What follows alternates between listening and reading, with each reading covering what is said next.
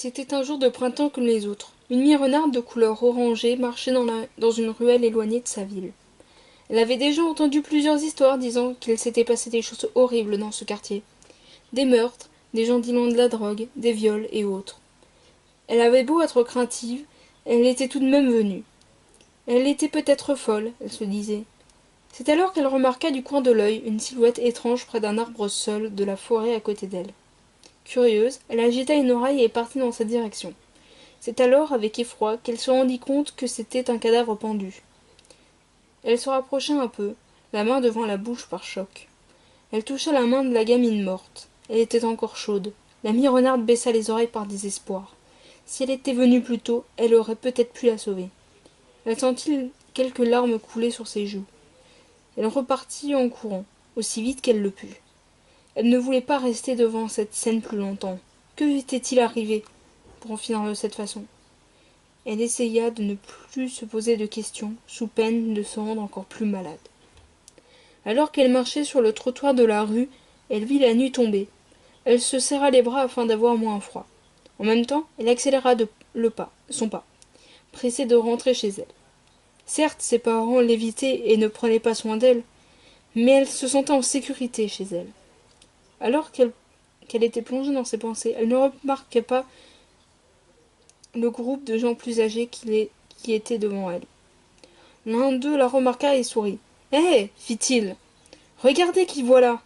L'ami renard leva la tête et vit avec effroi qu'elle connaissait ces gens. C'étaient ses persécuteurs du collège. Ils avaient toujours essayé de la tabasser ou de la racketter, mais à chaque fois, elle était entourée de trop de personnes, alors ils abandonnaient. Mais là, il n'y avait qu'eux et elle. L'ami renard se figea sur place alors que le groupe s'approchait d'elle, menaçant. Elle baissa les oreilles et protégea son visage avec ses mains. Celui près d'elle lui tira la main en le faisant s'approcher un peu plus. Il lui donna ensuite un coup dans le tibia, ce qui la fit trébucher. Le reste du groupe s'approcha en se mettant autour d'elle. Ils se mirent à lui donner des coups de pied. Elle se cacha à nouveau le visage dans ses bras et se replia sur elle-même, pleurant, alors que les autres continuaient à lui donner des coups. Au bout de quelques minutes, ils s'arrêtèrent. L'amie renarde, maintenant tremblante, leva la tête. Je trouve pas ça si marrant que ça, en fait, soupira une des meufs du groupe. Ouais, t'as raison, répliqua un mec juste à côté d'elle. J'ai quelque chose qui le serait plus. À ces mots, il sortit un ciseau de sa poche.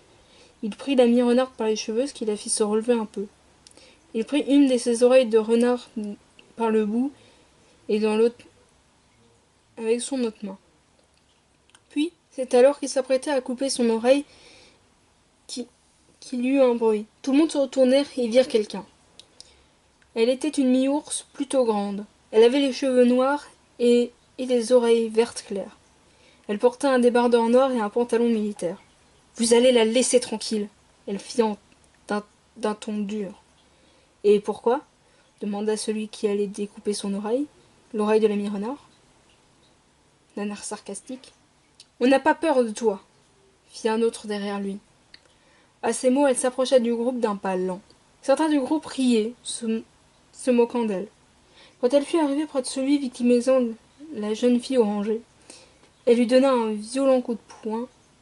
Celui-ci lâcha prise et tomba au sol.